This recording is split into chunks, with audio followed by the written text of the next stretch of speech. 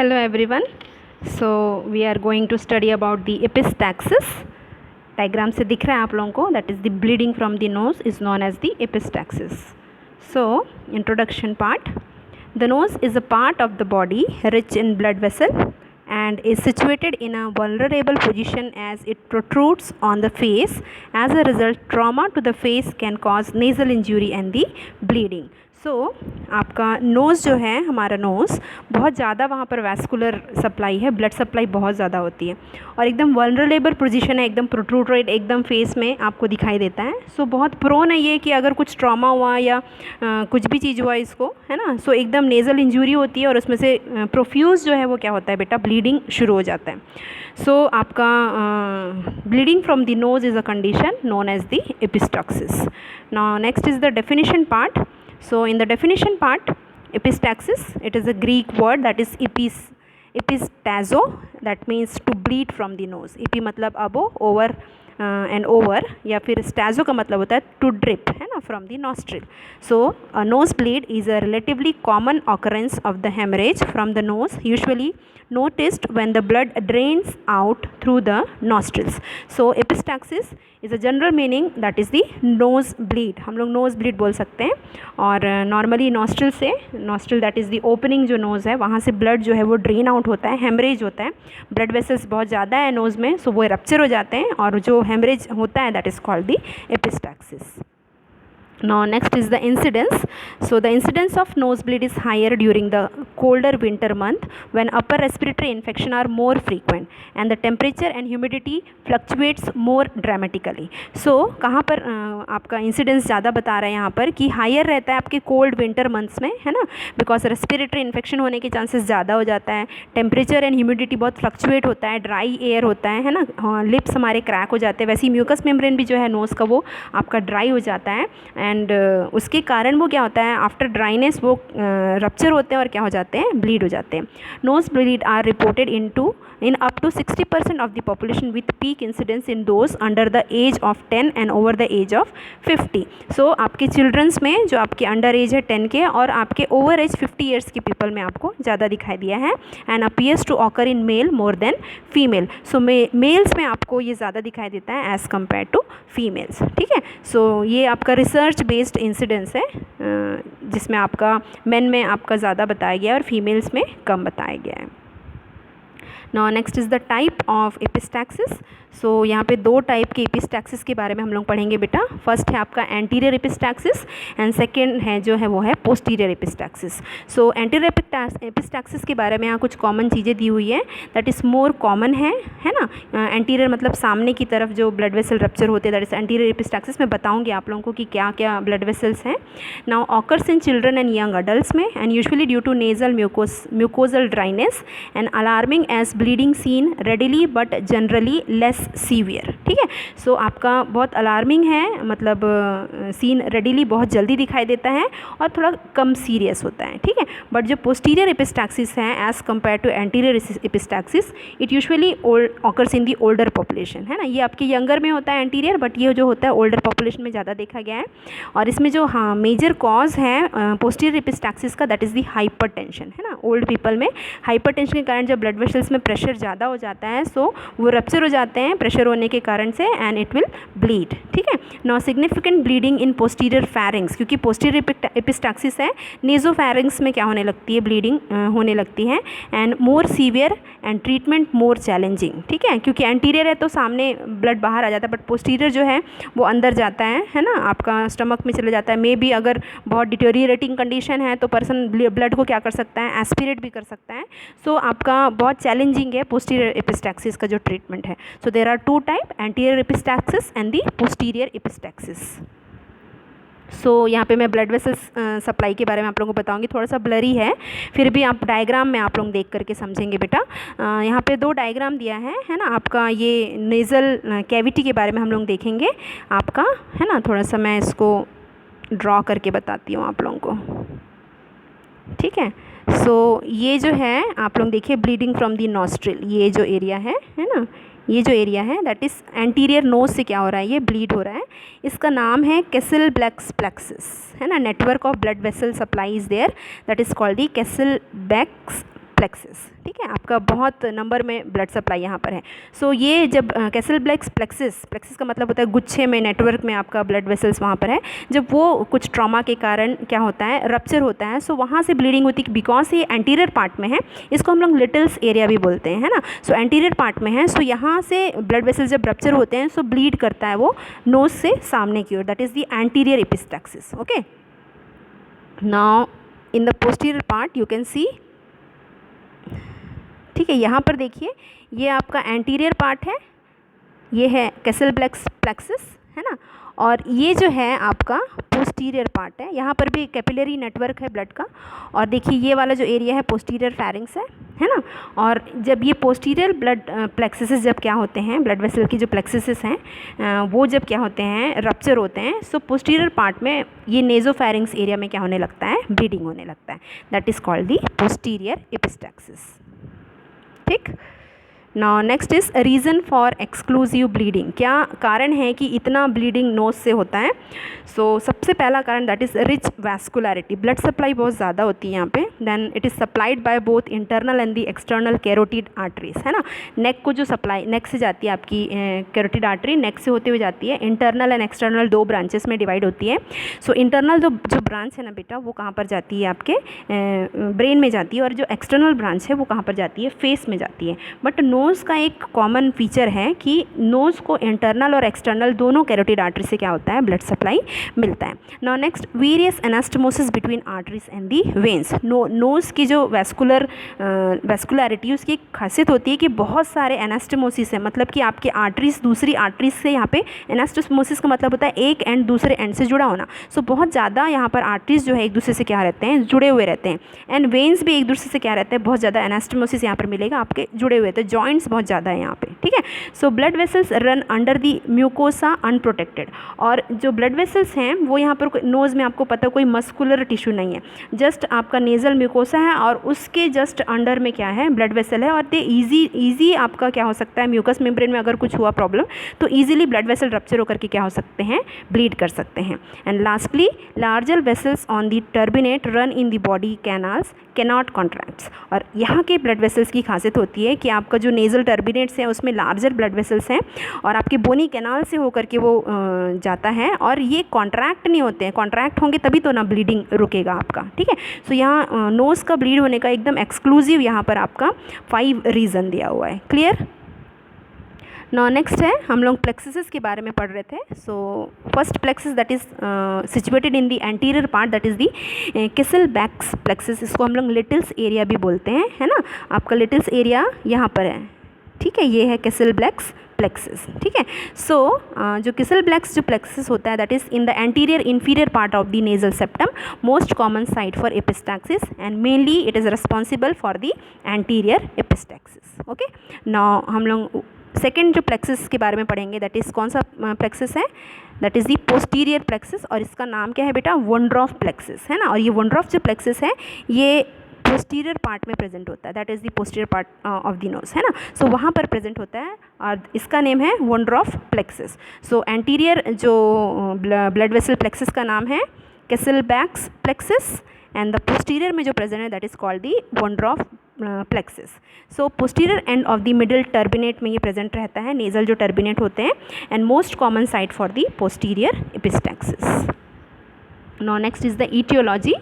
So क्या कारण है कि एपिस्टैक्सिस होता है? So some local factors are there and other responsible factors are also there. So local factors are first blunt trauma, है ना, trauma से now foreign bodies such as fingers during the nose picking उस समय हो सकता है। now inflammatory reactions है, acute respiratory tract infection, environmental irritants के कारण हो सकता है। the other possible factors जो है that is the anatomical deformity अगर है nose में उसके कारण, now intranasal tumor अगर develop हो गया है तो उसके कारण, now low relative humidity of the inhaled air, है ना। इनहेल्ड एयर में अगर ह्यूमिडिटी नहीं होगी, नमी नहीं होगी, सो एयर जो है वो ड्राई हो जाएगा और म्यूकस मेम्ब्रेन को क्या कर सकेगा, वो इंज्योर करेगा, और म्यूकस मेम्ब्रेन अगर इंज्योर हो गया सो ब्लड वेसल्स भी क्या हो जाएंगे आपके, में भी क्या हो सकते हैं, डैमेज हो सकते हैं। नॉन नेज़ल कैनुला डला है, नेज़ल स्प्रे डाल दिया, नेज़ल कोई सर्जरी हुई है, सो ये आपका अल्टीमेटली किसको इंज्योर करता है, नेज़ल म्यूकोसा के थ्रू जो ब्लड वेसल्स हैं उनको क्या करता है, इंज्योर करता है। कभी कभी हम लोग रायल्स ट्यूब डालते हैं पेशेंट को, को, है ना, फीडिंग के लिए या फिर आपका गवाच के लिए, इरिगेशन के लिए या तो फिर फीडिंग के लिए। सो वो भी कभी कभी क्या करता है, राइल्स ट्यूब भी कभी कभी क्या करता है, एपिस्टैक्सिस कॉज करता है अगर ट्रॉमा हो गया तो। ठीक है, so these are the etiological factors responsible for the epistaxis. Now next other etiological factors are also there. So first जो दिया है that is the systemic factor दिया है बेटा, that is most common factor है। सो इन्फेक्शियस डिसीजेस में सबसे important है कॉमन कोल्ड, है ना, सर्दी हो गई, कॉमन कोल्ड हो गया, सो उसमें ब्लीडिंग होने के चांसेस क्या हो जाते हैं आपके, बढ़ जाते हैं, है ना। और हाइपरटेंशन जो मैंने आपको बताया था, ब्लड वेसल्स जो होते हैं वो कॉन्स्ट्रिक्ट हो जाते हैं और मे बी प्रेशर के कारण वो रप्चर होकर के ब्लीड हो सकते हैं। अदर पॉसिबल फैक्टर्स हैं, ड्रग्स हैं, दैट इज़ एस्पिरिन हो गया, वारफेरिन, इबुप्रोफेन, क्लोपिडोग्रेल, अल्कोहल, है ना। सो ये वैसोडाइलेटेशन वे इफेक्ट होने के कारण वैसोडाइलेटेशन कॉज करते हैं। सो हाइपरटेंशन वैसोकॉन्स्ट्रिक्शन के कारण भी होता है ब्लीडिंग, और वैसोडाइलेटेशन होने से परमिएबिलिटी बढ़ जाती है, that's why they are responsible for causing bleeding. Now anaemia में डेवलप होता है, liver diseases, that is deficiency of factors, जो क्लॉटिंग फैक्टर्स है उनकी डेफिशिएंसी जब हो जाती है लीवर डिसीजेस में, क्लॉटिंग फैक्टर 2, 7, 9 एंड 10। ठीक है, नाउ नेक्स्ट हार्ट फेलियर हो जाएगा। So due to an increase in the venous pressure बढ़ जाता है हार्ट फेलियर जब होता है। सो हार्ट जो है रिसीव नहीं कर पाता वेना केवा से ब्लड, तो आपके वेना केवा से ब्लड जब रिसीव नहीं कर पाएगा तो वीनस जो प्रेशर है वो बढ़ जाएगा, जिसके कारण से नोज़ के ब्लड वेसल्स ब्लीड कर सकते हैं। हेमाटोलॉजिकल मैलिग्नेंसी अगर हो गई है ना, ब्लड जो मैलिग्नेंसी है, ल्यूकीमिया आपने पढ़ा है, सो उसके कारण हो सकता है। नाउ वैस्कुलर डिसऑर्डर्स के कारण हो सकता है ना, वेसल्स में अगर कोई प्रॉब्लम है, मालफॉर्म्ड है वेसल्स, उसमें कोई प्रॉब्लम होने के कारण। विटामिन सी एंड विटामिन के डेफिशिएंसी, बिकॉज आपका ये क्लॉटिंग फैक्टर के फॉर्मेशन के लिए रिस्पॉन्सिबल होते हैं। सो इस चीज़ की डेफिशिएंसी भी जो है एपिस्टैक्सिस कॉज करती है। So these are the factors. Now learning about the pathophysiology of epistaxis. So simple सा pathophysiology बेटा इसमें, nose is a part of the body rich in blood vessels and is situated in a vulnerable position as it protrudes on the face. So आपका nose जो है बहुत rich है blood supply में, कितना दो मेजर आपका एरिया है ब्लड वेसल के प्लेक्सिस का, that is the anterior Little's area, mainly आपका प्लेक्सिस का नाम क्या है, कैसलबेक्स प्लेक्सिस, और पोस्टीरियर जो है वो भी आपका network of capillaries are there, so उसका नाम क्या है, network of plexus are called Woodruff plexus. तो बहुत ज़्यादा ब्लड वेसल यहाँ पर होता है और एकदम वनरेबल है, प्रोट्रूडेड है फेस में, एकदम पॉइंटेड आपका प्रोट्रूड होकर के फेस में ये दिखाई देता है। तो कोई भी ऑब्जेक्ट या कोई चीज़ यहाँ पर से टकरा के गया तो सबसे पहले नोज़ को क्या होता है, आपको डैमेज होता है। Now due to any etiological factor, हमने बहुत सारे फैक्टर्स पढ़े यहाँ पे। So rupture of a blood vessel within the richly perfused nasal mucosa, so rupture हो जाते हैं ब्लड वेसल, और रप्चर में बी स्पॉन्टेनियस और initiated by trauma and bleeding from the nose, that is epistaxis occur. Rupture होगा blood vessel, so escape of blood from the blood vessels and leads to bleeding from the nose, that is called the epistaxis. So clear the pathophysiology. Now next is the assessment and diagnostic finding of the epistaxis. So labs are only necessary in cases that do not respond to treatment, है ना, सिर्फ हमको, क्योंकि epistaxis तो आपको आँख से दिखेगा, है ना। सो ब्लीड जब करेगा पर्सन तो एकदम नोज से ब्लीड हो रहा है हमको दिखाई देता है, बट कुछ जो चीज़ें हैं जब ट्रीटमेंट से रिस्पॉन्ड नहीं करती एपिस्टैक्सिस, तब हमको लेबोरेटरी इन्वेस्टिगेशन की ज़रूरत होती है कि उसको हेमाटोलॉजिकल डिसऑर्डर तो नहीं है, ब्लीडिंग या ब्लीडिंग टाइम, क्लॉटिंग टाइम देखना पड़ेगा कि ब्लड क्लॉटिंग हो ही नहीं रही है बॉडी के अंदर में, क्लॉटिंग फैक्टर की डेफिशिएंसी है, सब चीज़ों को आपको क्या करना पड़ेगा, देखना है कुछ एबनॉर्मलिटी है क्या नोज़ में, कुछ नेज़ल डिफॉर्मिटी है क्या, वो सब चेक करने के लिए आपको क्या करना पड़ेगा, इन्वेस्टिगेशन करना पड़ेगा। So CBC with platelet count, PT and PTT and the bleeding time, okay. So इसके थ्रू आप हेमाटोलॉजिकल जो कोएगुलोपैथी से उसको डायग्नोस कर सकते हैं। नाउ सिटी स्कैन और x-ray of the sinuses and nasal areas to search for neoplasm of the nasopharynx and sinuses. So आप सिटी स्कैन एक्सरे करेंगे साइनसेस का, नेजल एरिया का, कि कोई वहाँ पर नियोप्लाज्म है, ट्यूमर है क्या, वहाँ पर कुछ ग्रोथ है क्या एक्स्ट्रा, या आपका डिफॉर्मिटी को भी क्या कर सकते हैं आप डायग्नोस कर सकते हैं। Now next consider biopsy of suspicious area of the आपका नेज़ोलैरिंगोस्कोपी स्पेशली इन स्मोकर्स। सो आपको कुछ सस्पिशियस ट्यूमर वहाँ पर दिख रहा है, एक्स्ट्रा ग्रोथ वहाँ पर दिख रहा है, उसका बायोप्सी करके आपको उसको एग्जामिनेशन के लिए भेजना है। किन पेशेंट्स का? जो लोग मेनली स्मोकिंग करते हैं, है ना। स्मोकिंग जो है कैंसर का एक मेजर कॉज है। सो अगर आपको लग रहा है कि हाँ मे बी वो कैंसरस ग्रोथ है पोस्टीरियर फेरिंग्स में या एंटीरियर फेरिंग्स में, सॉरी एंटीरियर नोज़ में, सो उस चीज़ को आप क्या करेंगे, भेजेंगे, ताकि अगर वो कैंसर है तो वो रूल आउट हो सके। So this is regarding the assessment and diagnostic finding. Now next is about the management part. So manual haemostasis, है ना। सो मैनुअल हीमोस्टैसिस कैसे करेंगे हम? प्रेशर अप्लाई करेंगे नोज़ पे। जैसी ब्लीडिंग शुरू हुआ आप नोज़ को पिंच करना है और प्रेशर अप्लाई करना है, ठीक है। दैट हेड को क्या करना है बेटा? आपको एलिवेट करना है। हेड एंड एलिवेट करने से एंटीरियर एपिस्टैक्सिस जो है वो क्या होता है, नोज़ से जो ब्लीड हो रहा है वो क्या होता है, बंद हो जाता है। Now third is tilting the head forward. Head को क्या करना है आपको? फॉरवर्ड क्या करना है? हेड को एलिवेट करना है और हेड को फॉरवर्ड क्या करना है आपको? टिल्ट करना है, सामने की ओर लेकर के आना है। Then application of vasoconstrictive agent. So आपको लोकली अप्लाई करना है vasoconstrictive agent. Vessels constrict हो गए तो ब्लीडिंग कम होगी। सो यहाँ पर कुछ ड्रग्स के नाम दिए हुए हैं, that is oxymetazoline and the phenylephrine, है ना। सो ये ड्रग का लोकल एप्लीकेशन जब हम लोग करेंगे तो वैसो कॉन्स्ट्रिक्शन होगा। नाउ अगर ड्राई बहुत हो रहा है air, so humidification and moisturisation देना है। कॉटराइजेशन करेंगे। आप लोग ओटी में ड्यूटी किए होंगे तो आपने देखा होगा कि कैसे ब्लीडिंग पॉइंट्स को कॉटरी करके हम लोग क्या करते हैं, सील कर देते हैं। सो कॉटरी करके हम लोग क्या कर सकते हैं, उसको सील कर सकते हैं। सो आपका दो टाइप का कॉटराइजेशन है यहाँ पर। सिल्वर नाइट्रेट का एप्लीकेशन करके कॉटरी कर सकते हैं, या इलेक्ट्रिक आपका जो एप्लीकेटर होता है इलेक्ट्रोकॉशन और इलेक्ट्रोकॉटराइजेशन के थ्रू हम क्या कर सकते हैं, कॉटरी करके जो ब्लीडिंग पॉइंट्स है उसको क्या कर सकते हैं, हम लोग सील कर सकते हैं। सो सबसे इंपॉर्टेंट है इसमें नेज़ल पैकिंग, है ना। So nasal packing can be use to treat epistaxis that is not responsive to cauterization. Cautery से अगर क्या नहीं हो रहा है, वो रिस्पॉन्ड नहीं कर रहा है, सो आपको नेज़ल पैकिंग करना होता है। सो एंटीरियर नेज़ल पैकिंग का यहाँ पे डायग्राम दिया हुआ है। सो नेज़ल आपका फोर्सेप्स है ना, आपका नेज़ल फोर्सेप्स के थ्रू आपका जो गॉज रिबन है बेटा, मेडिकेटेड जो गॉज रिबन है, उसको flap by flap nasal cavity में क्या कर दिया जाता है, इंसर्ट कर दिया जाता है, और उसके थ्रू प्रेशर वहाँ पर आपका पैकिंग जब हो जाएगी तो ब्लड जो है, ब्लड वेसल्स क्या हो जाएंगे, वहाँ पर से कंप्रेस हो जाएंगे, प्रेशर पड़ेगा और वो ब्लीड होना क्या हो जाता है, फिर स्टॉप हो जाता है। सो this is the packing, anterior nasal packing है ये। और ये जो मेथड है that is anterior nasal packing का मेथड है। देखिए कैसे आपका जो रिबन गॉज है, जो गॉज पीस हम लोग रिबन फॉर्म में बनाते हैं, उसको मेडिकेटेड करके नेज़ल स्पेकुलम के थ्रू उसको नोज़ में हम लोग फैन फोल्ड करके क्या किया जाता है बेटा, इंसर्ट किया जाता है। और उसका जो एक एंड होता है पैक्ड गॉज जो पीस है ना, जो आपका लंबा रहता है, एक ही स्ट्रिंग रहता है ना, टूट के नहीं रहता वो। सो उसका स्ट्रिंग जो होता है वो बाहर एक लटकता रहता है। जब ब्लीडिंग स्टॉप हो जाती है तो उसके थ्रू हम क्या करते हैं, पैकिंग को फ्लैप बाय फ्लैप धीरे धीरे क्या करते हैं, फिर रिमूव कर लेते हैं, ठीक है। Now next is nasal sponge packing tampon, ठीक है। आपका नेज़ल स्पंज है या टैम्पोन जो है, हम लोग नेज़ल कैविटी के अंदर में क्या कर देते हैं, पैक कर देते हैं, जिसके थ्रू क्या करते हैं, आपका जो स्पंज है या टैम्पोन जो है वो एक्स्ट्रा ब्लड को तो एब्जॉर्ब कर लेगा, साथ में उस एरिया में वो स्टक होकर के रहेगा, जिसके थ्रू ब्लीडिंग पॉइंट्स को वो प्रेशर अप्लाई करेगा, है ना। सो उसके थ्रू भी ब्लीडिंग जो होता है वो क्या होता है, आपका स्टॉप होता है। तो ये था आपका anterior nasal packing. Now second is the posterior nasals packing. So posterior थोड़ा सा डिफिकल्ट हो जाता है आपका नेज़ल पैकिंग करना। सो देखिए, if bleeding does not stop after anterior packing, so हमको क्या करना पड़ेगा, पोस्टीरियर एपिस्टैक्सिस के लिए हम लोग पोस्टीरियर नेज़ल पैकिंग करते हैं। सो गॉज रिबन है, आप डायग्राम में देखिए, है ना, आपका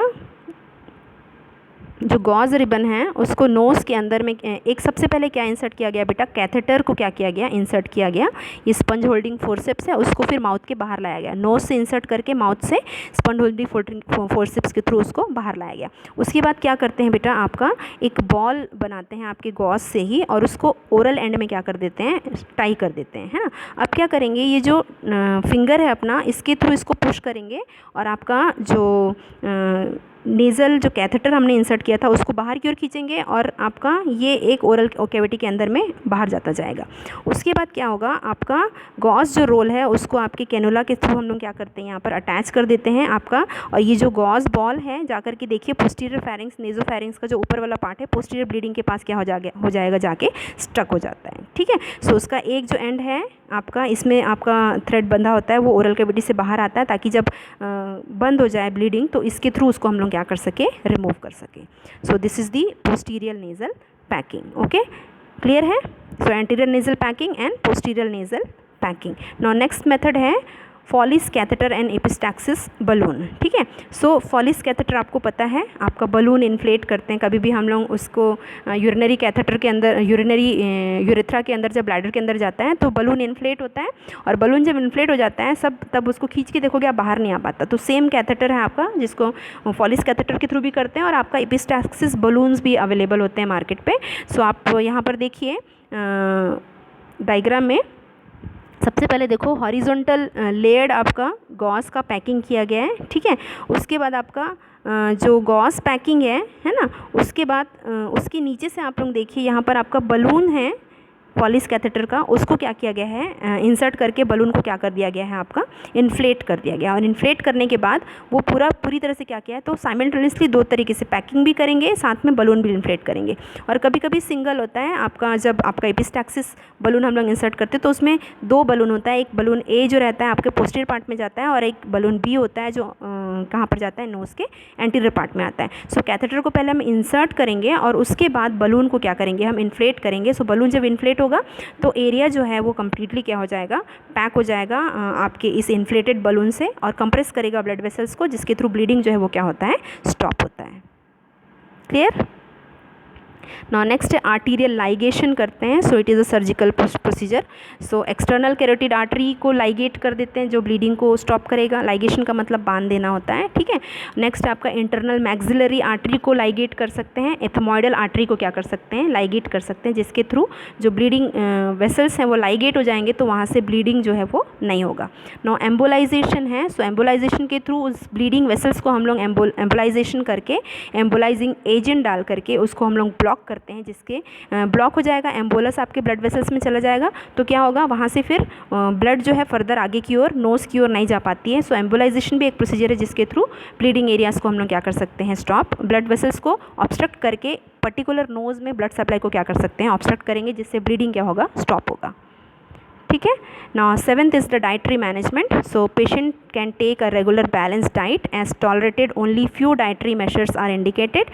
Patient should avoid hot and spicy foods. Drink plenty of fluid, क्योंकि hot जो है vasodilation cause करता है. So person को hot food avoid करना है ना, और plenty of fluids लेना है.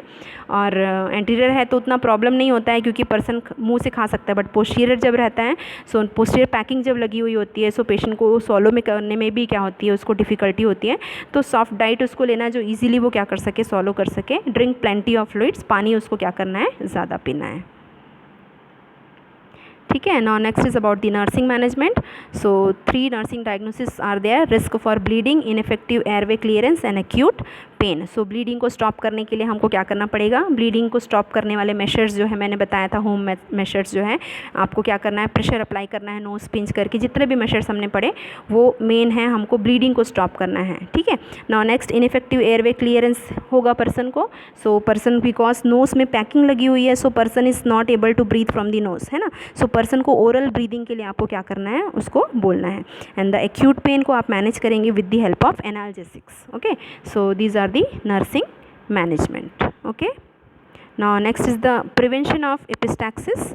सो कैसे प्रिवेंट कर सकते हैं हम एपिस्टैक्सिस को, that is application of topical antibiotic ointment to the nasal mucosa has been shown to be an effective treatment for the recurrent epistaxis. So आपका लाइनिंग इन्फेक्शन नहीं होगा, हमने पढ़ा था ना, आपका कॉमन कोल्ड के कारण मेजर इन्फेक्शन होता है. सो टॉपिकल एंटीबायोटिक एप्लीकेशन करने से एक तो मॉइस्ट भी रहेगा, साथ में इन्फेक्शन जो है वो क्या होगा, नहीं होगा. देन नेजल कॉटरी बहुत इंपॉर्टेंट है एपिस्टैक्सिस वाले पेशेंट में, जो कम्प्लीटली उस ब्लड वेसल को क्या कर देगा, ब्लॉक कर देगा, सील कर देगा. ठीक है. नाउ नेक्स्ट है patient teaching is important. Teach the patient and care giver pinching pressure technique, है ना. आपके नोज़ को पिंच करना है जब ब्लीडिंग होता है, और हेड को टिल्ट करके ऊपर करना है और फॉरवर्ड लेकर के आना है, ये आपको क्या करना है, उनको टीच करना है. And discuss way to prevent nose bleed, है ना. ऐसे एरियाज़ में बिल्कुल ना जाए, और ऐसे एनवायरनमेंट से बिल्कुल एक्सपोज ना हो जहाँ पर ट्रॉमा होने के या नोज़ ड्राई एयर में ना जाए, जिससे उसको नोज़ ब्लीड होने के चांसेस क्या हो जाते हैं, बढ़ जाते हैं. ठीक है. Now next is the complication. So complication में है एनीमिया, क्योंकि ब्लीडिंग हो रहा है, ब्लीडिंग होगा तो शॉक में जा सकता है पर्सन. सो शॉक होगा, आपका inadequate blood supply to the tissues, and respiratory trouble भी क्या हो सकता है, पर्सन को डेवलप हो सकता है. सो this is the complication. Clear. So this is all about the topic that is called epistaxis. Okay.